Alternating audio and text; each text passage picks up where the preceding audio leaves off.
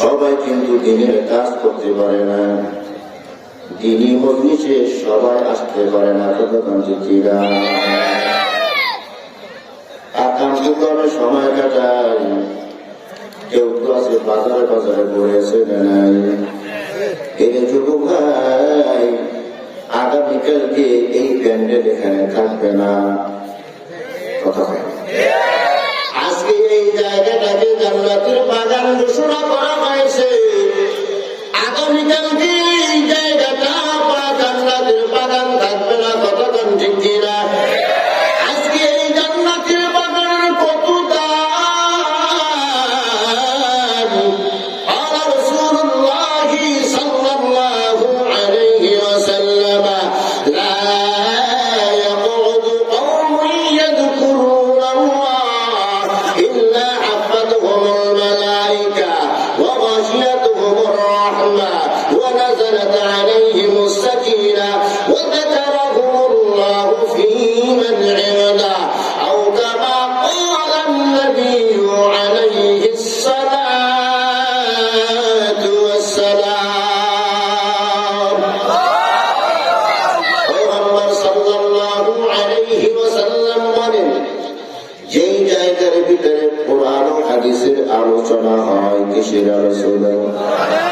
যেই জায়গার ভিতরে কোরআন ও হাদিসের আলোচনা হয়, ওই জায়গাটা জান্নাতের বাগান হয়ে যায়। সুবহানাল্লাহ। ওই জান্নাতের বাগানের এত দাম, এত দাম!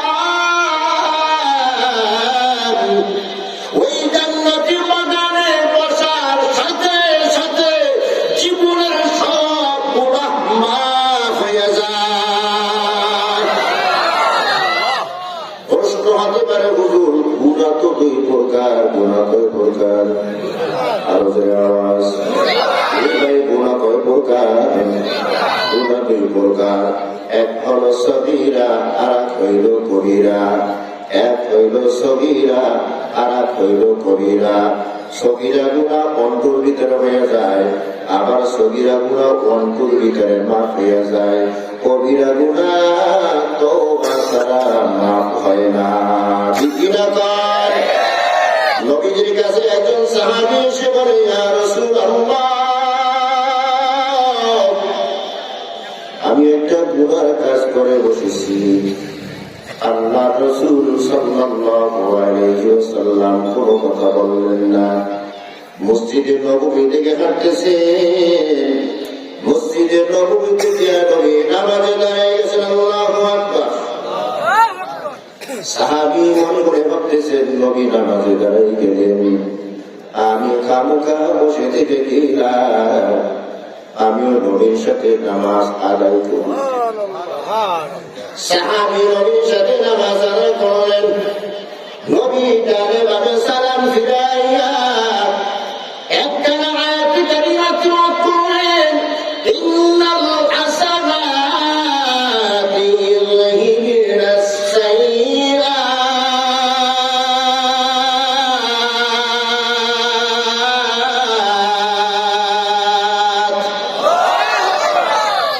আবার ওই সাহাবী কোথায়? নামাজের আগে গুনাহের অভিযোগ নিয়ে যে আমার কাছে এসেছিল।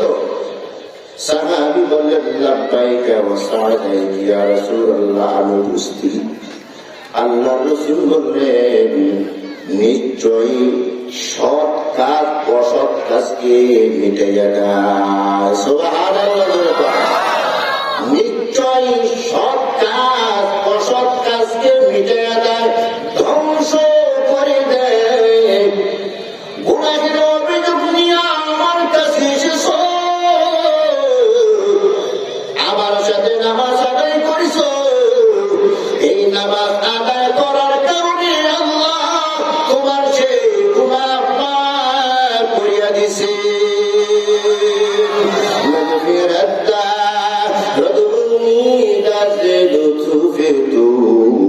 जाके खुद फरमूदा इला तकलतु बगरे औता फितुने माया बुआत ना उम्मीद अज रहमत शैतान बुआत या इलाही तू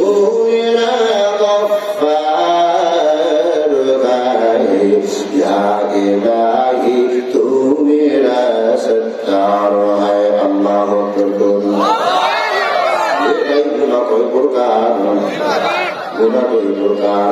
এক হলো সগীরা, আর এক হলো কবিরা। সগীরা গুনাহ নিয়ে আমল করার সাথে সাথে মাফ হয়ে যায়। যেই যুবক ভাইরা বাজার সারিয়া ওই যে গেট দিয়া ঢুকতেছে, ওই যুবক ভাই গেট দিয়া ঢোকার সাথে সাথে ওর আমল আমার সগীরা গুনাহ মাফ হয়ে গেছে। আল্লাহু আকবার জোরে কর। বাকি রইল আমল আমার কবিরা গুনাহ। এই অতে দান করবো আর অতে দান করবেন, পারবেন না? প্রশ্নটার উত্তর দিতে পারবেন? বাকি রইল কোন গুনাহ? আরো জোরে। ইমাম কুরতুবী রাহমাতুল্লাহি আলাইহি তাফসীরে কুরতুবীর ভিতরে লেখেন, কোন আল্লাহর বান্দা দিনী মজলিসে বসিয়া শুরু থেকে শেষ পর্যন্ত বয়ান শোনার পর আখিরি মুনাজাতের আগে আগে কিন্তু সমস্ত গুনাহের উপরে তওবা করে, দুই কানা হাত মালিকের দরবারে তুলে দিয়ে অনুতপ্তের সাথে দুই মোটা চোখের পানি যখন ছেড়ে দেয়, ওই চোখের পানি চোখ থেকে বের হয়ে নাকে লাগা আসার আগে আগে আমার আল্লাহ জীবনের সব গুনাহ মাফ করিয়া দেয়। এ জীবনে না করিলাম বন্দেগী, এ জীবনে না করিলাম বন্দেগী, গুনাহ করে কাটাইলাম জিন্দেগি, গুনাহ করে কাটাইলাম জিন্দেগি। তওবা করে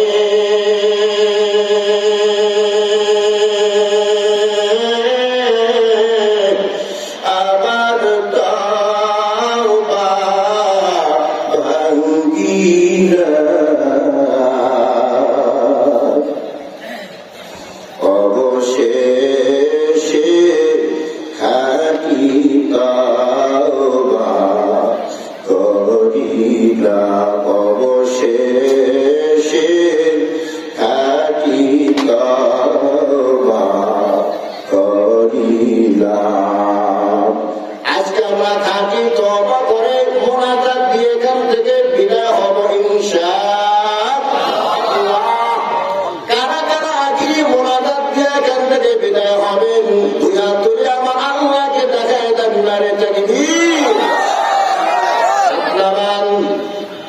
তলোয়ার বাঁকাটো কে নিকাল ময়দানে আসির, তলোয়ার বাঁকাটো কে নিকাল ময়দানে আসির, दुश्मन के मुकाबिल तू लगा नाराए तकबीर, दुश्मन की मुकाबिल तू लगा नाराए तकबीर। लिल्लाहे तकबीर, आवाज मेरे ना, लिल्लाहे तकबीर। আমরা কার গোলাম? আরো জোরে, আমরা কার গোলাম? দুনিয়ার মানুষের সিস্টেম হইল কারো না কারো সামনে মাথা নত করা, কারো না কারো গোলামি করা। কথা কন ঠিক কিনা? আমরা গোলামি করবো কার? আমরা গোলামি করবো আল্লাহ। যারা আল্লাহর গোলামি করবে না, আল্লাহর সামনে মাথা নত করবে না, তারা হয় কোন নেতার গোলামি করবে, হয় কোন চেয়ারম্যানের গোলামি করবে, না হয় কোন মেম্বারের গোলামি করবে, না হয় কোন পীরের গোলামি করবে, না হয় কোন মাজারের গোলামি করবে, না হয় কোন গাছের মাছের পূজা করবে, গোলামি করবে। আমরা গোলামি করবো কার? আমরা কার গোলাম? গোলামটাকে আল্লাহ তাআলা বড় মুহাব্বত করে। সুবহানাল্লাহ।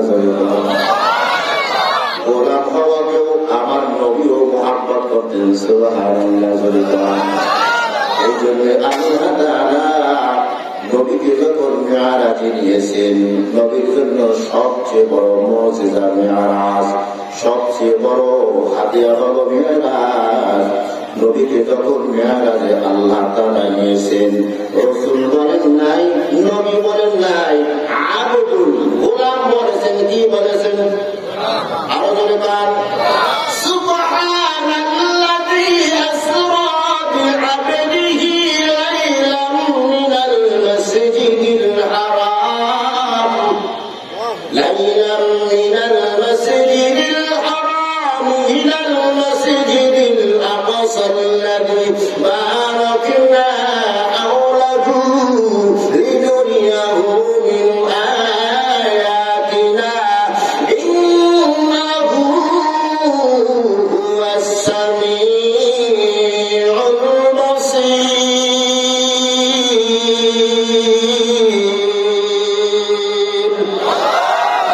মুসলমানি বুয়াদ গর্দান নিহাদান, এনানে খুরবদস্তে খাজাদান, গুরবসুরাত আদমি ইনসাবুদে, আহমদ বুজান গাবে কে সাবুদে, আদমিরা আদমিয়ত লাজবাস, গুল আগার খুশবু নদারত है जुमात, एक चश्मे सदन गाफिल सा शाहिर बाशी, एक चश्मे सदन गाफिल सा शाहिर बाशी, शायद की निगाहे कुरदगा नवाशी, शायद की निगाहे कुरदगा नवाशी।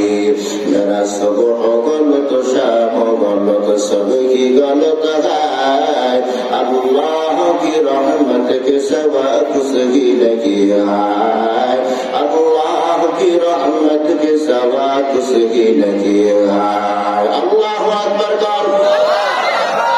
গোলাম হওয়াটাকে আমার নবীও পছন্দ করেছেন, আল্লাহ গোলাম হওয়াটাকে পছন্দ করেন। ঠিক কিনা? এই জন্যই নবীকে মিরাজে নেওয়ার সময় আবদুল বলেছেন, নবী বলেন নাই, রাসূল বলেন নাই। কেন?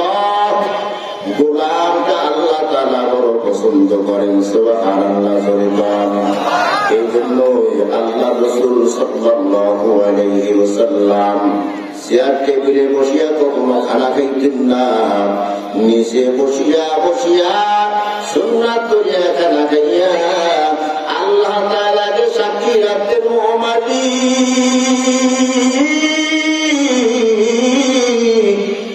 একটা গোলাম জমিয়ে বসে যেভাবে খানা খায়, আল্লাহ তুমি খাইয়া দেখো আমি ওই গোলামের মতো খানা খাই, তুমি কিয়ামতের দিন আমাকে গোলাম বলিয়াই ডাক দিও। সুবহানাল্লাহ। আমরা কার গোলাম হব? কারা কারা আল্লাহর গোলাম হবে? দুহাত তুলে দেখেন। নারে তাকবীর। আমাদের সবাইকে কবুল করেন। জোরে বলেন আমিন। গোলাম শুধু মুখে দাবি করলেই হবে না, গোলামের কিছু নিদর্শন থাকতে হবে।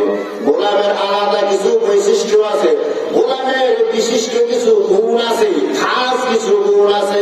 ওই গুণগুলো যদি তোমার ভিতরে পাওয়া যায়, গোলাম দাবি না করলেও তুমি আল্লাহর গোলাম। আর যদি ওই গুণগুলো তোমার ভিতরে পাওয়া না যায়, তাহলে তুমি দাবিকে গোলাম, প্রকৃত পক্ষে তুমি আল্লাহর গোলাম না। ঠিক কিনা? সেই গোলামের গুণ আল্লাহ তাআলা কোরআনে কারীমের ভিতরে বলে দেন, ইবাদুর রহমান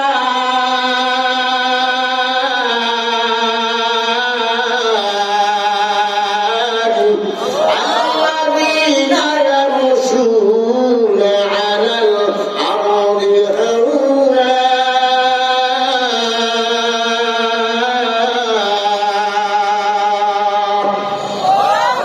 রহমানের খাঁটি গোলাম যারা হবে তাদের এক নম্বর গুণ আল্লাযীনা ইয়ামশুনা আলাল আরদি হাওলা, জমিনের উপরে তারা নম্রভাবে চলাফেরা করবে, বিনয়ের সাথে চলাফেরা করবে।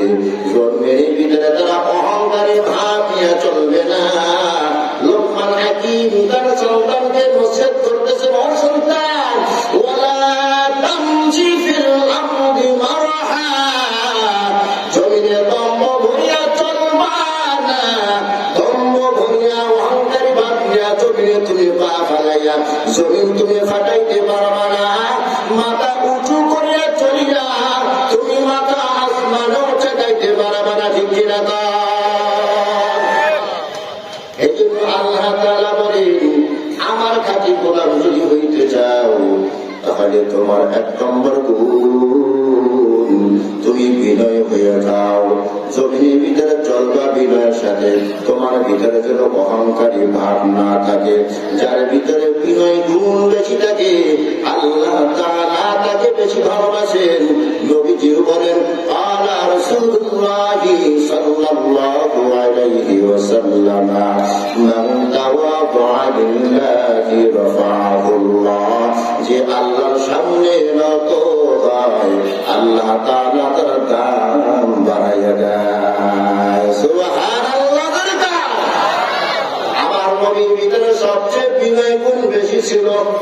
এই জন্য 1,54,2,24,000 পয়গম্বর দুনিয়াতে এসেছে। সব নবীকে মিলে আমার আল্লাহ যতটুকু ভালোবেসেছেন, একলা আমার নবীকে তার থেকে বেশি পরিমাণ ভালোবেসেছেন। জোরে কান সুবহানাল্লাহ। নবীর ভিতরে অহংকারী ভাব ছিল না। আমার নবীর আদর্শ এত সুন্দর, আমার নবীর আখলাক এত সুন্দর, 40টা বছর পর্যন্ত এই বেদনাও আমার নবীকে আল্লাহ বলেছেন। সুবহানাল্লাহ।